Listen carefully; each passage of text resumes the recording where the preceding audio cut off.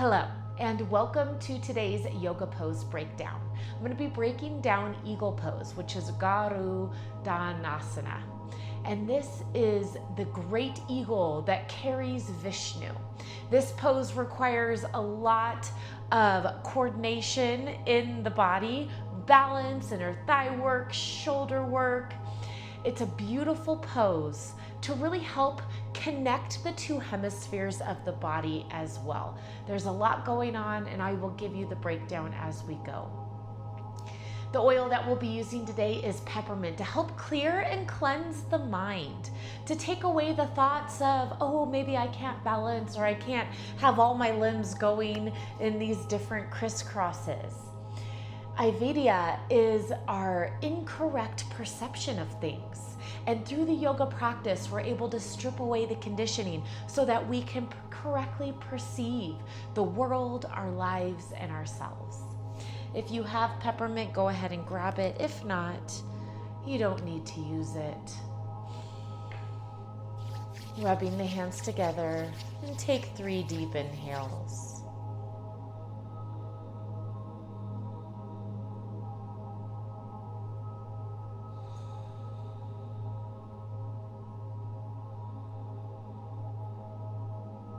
And then bring one hand onto the third eye and one hand onto the crown, signifying the cleansing of the mind. Allowing us to see more clearly.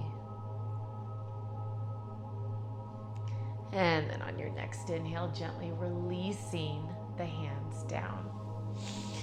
All right, let's start crisscrossing. So we're gonna extend the legs. We're just gonna do a really gentle warm up. So just take a gentle forward fold for just a couple of breaths, not overthinking it.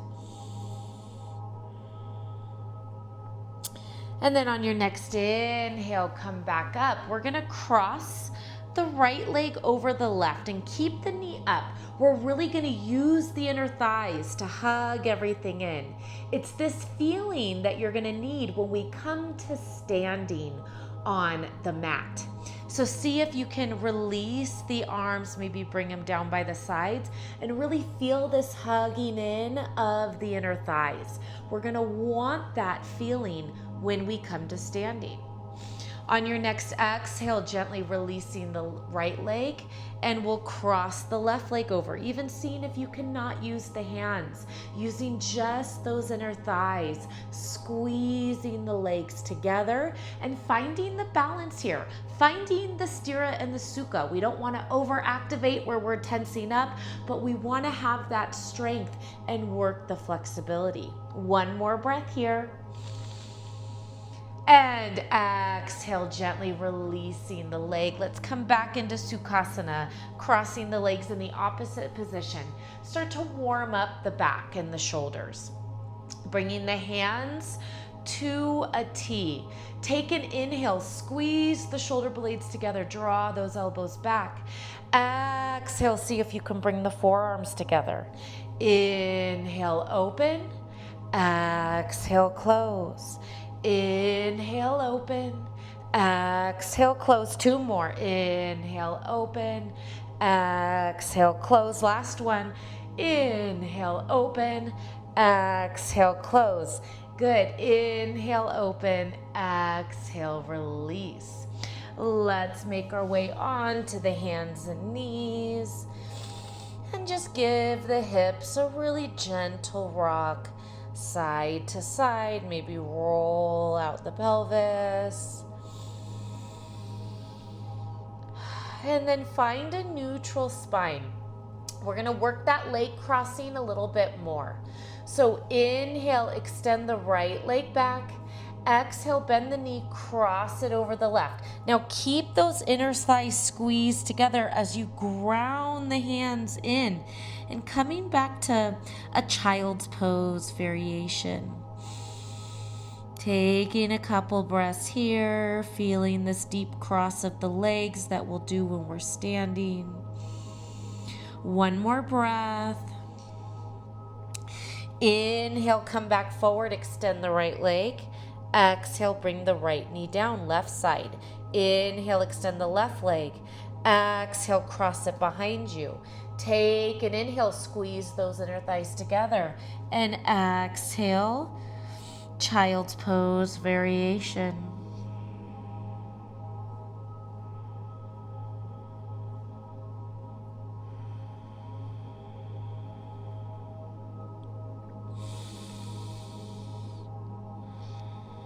One more breath. Inhale, come back up, release the left leg. Exhale, bring it down. Let's thread the needle, opening up the upper back. Ground through the right hand. Inhale, extend the left arm high. Exhale, thread it under, come in. Stay and breathe here.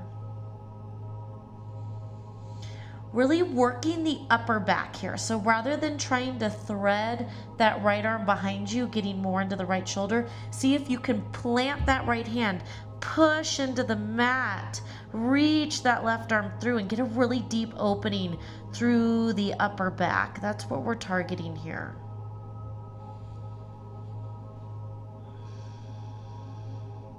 Then on your next inhale, come to center. Take an exhale. We're going to take the right side. Inhale, extend the right arm high.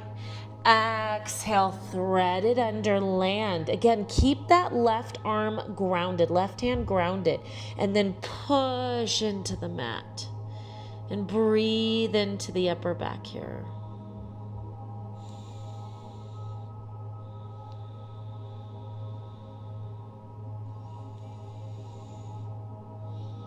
One more breath.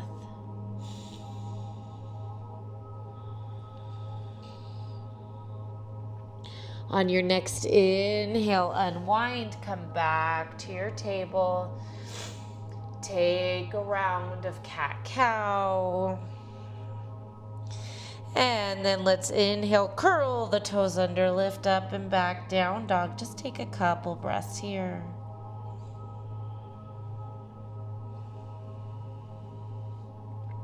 Then on your next inhale, look forward, start to walk those feet up to the hands and hang out in your forward fold for a couple of breaths.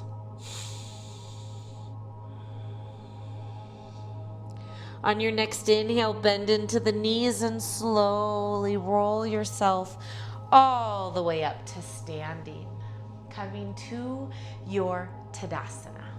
Excellent. You might need a block for this, so if you have one, you can go ahead and grab it. We're going to build up our Garudasana. Okay, we're going to start. I like to start with the arms and getting the arms into position and then moving into the legs. A lot of people will start with the legs, but I find it's harder once the legs are crossed and you're balancing on one leg and then you have to get the arms all in order. That can be a bigger challenge to the balance. So we'll start with the arms. On your next inhale, extend both arms out to the side. On the exhale, we're gonna cross left arm over right and just hug the shoulders. Try to get those elbows to stack and then you're lifting up a little bit. Now, if this is a challenge for you, stay here, breathe into the upper back. If you feel like you have a little more to give in the shoulders, then you can cross the arms and take the second bind. But we want to keep this lifting up. Where you should feel it is a nice stretch in between the shoulder blades, probably down through the deltoids as well. All right, now find a drishti, find a point of focus on one side of the arms. Take an inhale. On your exhale, we're sinking into a chair. We want to keep the standing leg bent. It's really important for the cross. On your next inhale, bring the weight over onto the left leg. Use the core, lift the right leg, and then exhale, cross it over. Now we're trying to keep the shins touching one another, or if it's available to your legs, you can wrap the right foot around that left calf. My legs are a little thicker, so that doesn't work for me, but if it works for you, do it. We're lifting that knee up. We're squeezing the inner thighs. We're not trying to let the knee come out to the side. We're lifting it up, sinking in. 3 more breaths. For 2, 1. Inhale, come up. Exhale, release. Before we move to the left side, I want to show you if that was a major challenge to your balance. I'm going to show you a couple other steps that you can take as the balance develops. I'm going to leave the arms out just so you can kind of see my face and I can talk to you. Arms will be the same, either your single bind or your double bind. Now, for the legs, if balance was a challenge and you felt like you were flopping all over the place, your first step is to lift that right leg. Bring it down and make a little kickstand with those right toes. Now we're not straightening. What I see a lot in practice is people then straighten. We are bringing the center of gravity down. So you're bending into that leg and then creating a little kickstand and maybe engaging the leg, lifting it up. And then maybe you need to make a kickstand. All right, so that's the first step. Now, if it's hard to keep the knee bent and make your kickstand and you're in a slower paced class, like a hatha style class, you can use a block to make your kickstand, to where you bring the block on the outside of your standing foot, you bend in, and then you bring the foot on top of that block, especially if you feel like you need even more support than just that big toe touching. You can bring the whole ball of the foot on to the block. So that's your other option too. That way you still have both legs, both feet grounded. We're working the strength of the inner thigh. We want to keep that bend in the standing leg. And then as the legs get stronger, your balance improves, then maybe you can start to release the block, ditch the block, or not have to use the little kickstand over time. But give yourself time and grace. It doesn't need to happen today. Okay, now we're gonna go over to the other side, and I'm gonna have you, if you feel like you need a block for a kickstand or you need to bring the foot down for the kickstand, I'm gonna have you visit that on this other side, or maybe this side you are able to float the leg. Now, one thing that's always a little confusing is which leg goes on top and which arm goes on top. Think opposites. It's always opposite leg, opposite arm on top. So when we just did the right leg on top of the left, we had our left arm on top of the right. Okay, this is really good. Think of that cross-brain connection. That's how I like to think of it. We want the opposite on top because it creates that good cross-brain connection. It's so good for our mental acuity. If you feel like you need a block, move your block over onto the right foot. We're gonna start the same way with the arms, then find our drishti, and then move into the legs. So inhale, extend the arms out. On the exhale, now right arm over, left arm under. Take your single bind or your double bind. Lift those elbows up, find your drishti, find your point of focus, and then exhale, bend into the knees. Inhale, we're transferring the weight over onto the right foot, and exhale, bring that left leg across. If you can take the second bind with the foot around the calf, please do. We should have right arm on top, left leg on top. See if you can keep that deep bend in the right leg. 2 more breaths. Keep those elbows lifted. Sometimes they get lazy. Mine were. Keep those elbows lifted. For 2 and 1. Exhale, slowly release it down. Give the shoulders a shake out. Let's bring the block off to the side. Very good. You're welcome to practice that as many times as you need to. I'm going to lead you through a really short cool down now. So coming back up to the top of your mat. Let's take a vinyasa to come down. Inhale, lift the arms high. Exhale, forward fold. Inhale, halfway lift. Exhale, plant the hands, step the feet back, lower down. Inhaling up dog. Exhale, down dog. Good. Inhale, look forward. Let's step those feet forward and bring them on through. We're going to take reverse plank. Our eagle poses, it uses a lot of our front, the anterior deltoid, the front of the deltoid, with these bringing of the arms together. So now we're going to activate the back muscles and release the front. Bringing the hands back behind you with the fingertips pointing the glutes. You have the choice. You can take reverse table, keeping the feet planted, and maybe this is your pose. We're targeting a nice deep stretch right here in the front of the deltoids. You can stay here. If you'd like, you can lift up the hips. If you'd prefer to take full Purvottanasana, your upward facing plank, you can lift up. We'll hold for 5, 4, 3, 2, 1. Good. Exhale, bring it down. Come forward. Let's release all the way onto the back. We're gonna take one more eagle pose and in an eagle twist. Bringing the arms out to the side. You can also make goalpost arms here or bringing them straight out to a T. Let's cross the right leg over the left. Again, if you can take the second bind, tucking the right toes underneath the left calf, you're welcome to. And then on your next exhale, I like to shift my hips to the right and then let the knees come over to the left. Take a few breaths.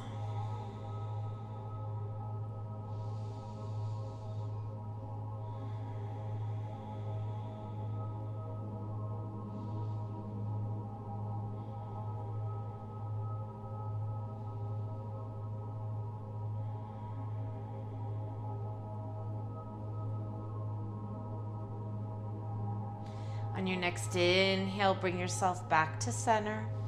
Exhale, release the right leg. Let's come to the left. Inhale, cross the left leg over. Exhale, release the knees to the right. Stay and breathe.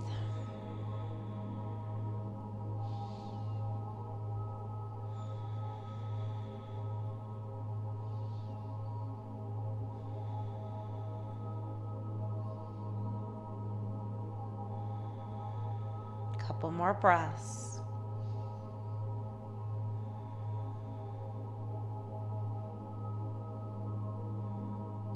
On your next inhale, bring yourself back to center. Exhale, release the left leg. Let's take Supta Baddha Konasana. We did a lot of inner thighs. So bring the soles of the feet together, let the knees come out. Hands can stay up overhead, or maybe you'd prefer to bring them down by the sides.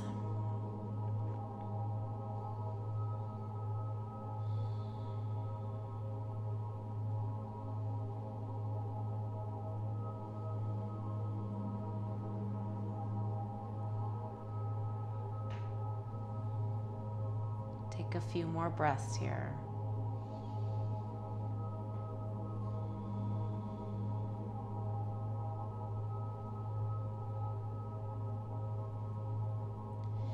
If you prefer to stay right here. If you'd like, you can move into your more traditional Shavasana, extending the legs and the arms down. We'll take about 10 breaths here.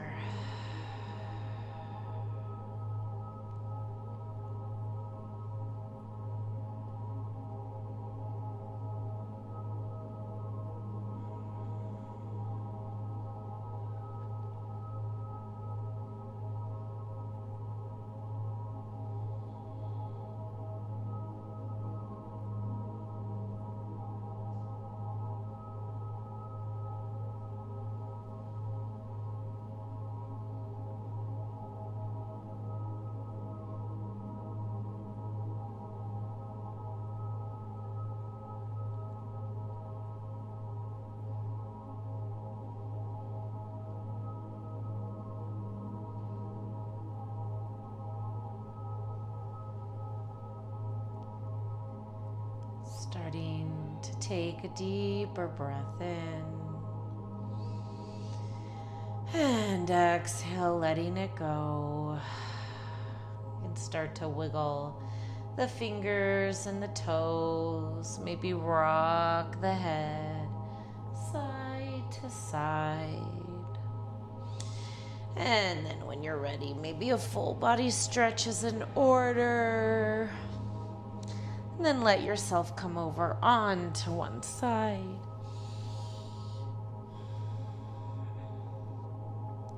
And then on your next inhale, slowly making your way back up to your seat.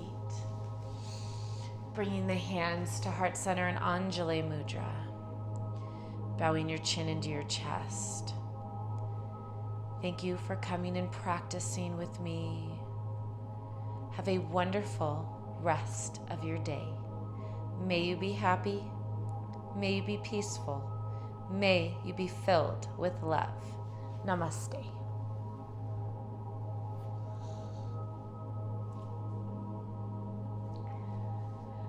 Thank you so much for coming and practicing with me today. If you liked this video, I have many yoga pose breakdown videos available on my channel, as well as you can join the Spirit and Wellness Collective, which is my yoga platform where I infuse these teachings into so many different styles of yoga.